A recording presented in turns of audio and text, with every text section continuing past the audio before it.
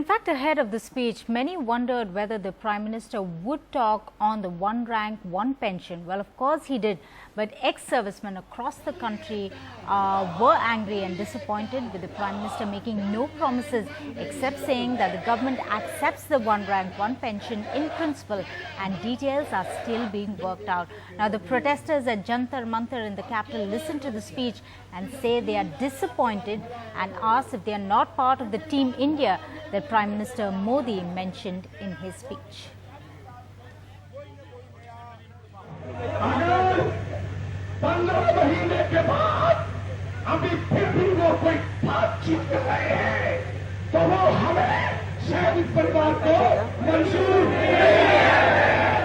The moment when one rank, one pension protesters had had enough.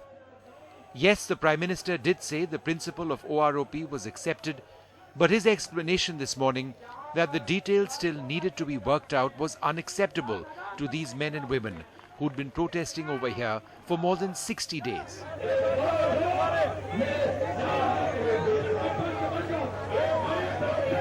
I am ashamed of our Prime Minister. We had a little bit of hope in him. 43 years talks are going on. I was 30 years old and squad leader when this one rank, one pension matter started. And now I am 73 years going to be. And 45 years matter is still under consideration and negotiation. Among the protesters, 95-year-old Charu Sheela, the wife of a lieutenant colonel from 4 Grenadiers who'd fought many wars for India. मैं 62 में भी थी, second world war में भी थी और 62 में भी थी, 65 में भी थी, 71 में भी थी. Intent to carry on their protests, leaders of the agitation now say they will no longer stop those who want to go on a fast unto death.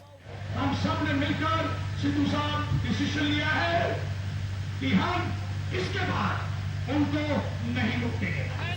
OROP is an election promise of this government that directly impacts 2 million ex-servicemen and women and 6.45 lakh widows of soldiers.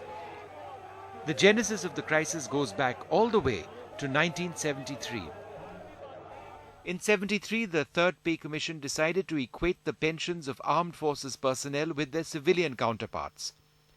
In the process, officers and men who got 75% of their last pay as pension started receiving 50%, while civilian government officials saw a jump from 33% to 50% in their pensions.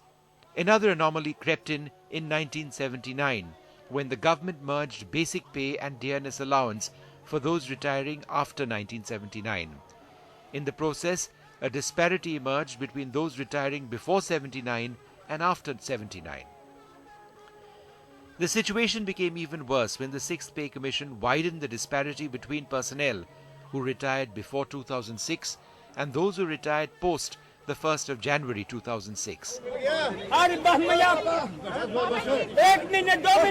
Which brings us to the present situation. In the absence of clear information, there's intense speculation on just how much the government would need to shell out to meet the new pension requirements. Some say it would cost the government 8,230 crores, while other estimates peg it at 25,000 crore rupees every year, a whopping pension payout, even if it is a fraction of India's growing GDP. What is indisputable, however, is that if OROP is implemented at 2014 levels, a major's pension would go up from 14,000 per month to more than 32,000 rupees. A Havaldar presently earning 4,498 rupees in pension would see his pension rise to 9,625 rupees a month.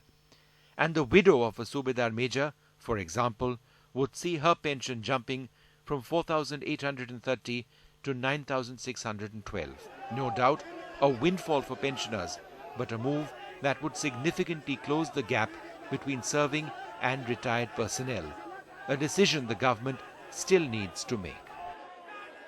Protesters over here at Jantar Mantar make the point that they are going to intensify their protests one way or the other. They're going to continue with what they're doing over here and across the country. And they say they're going to remain over here until one rank, one pension becomes a reality. With Sudhiranjan Chen, Vishnu Som for NDTV.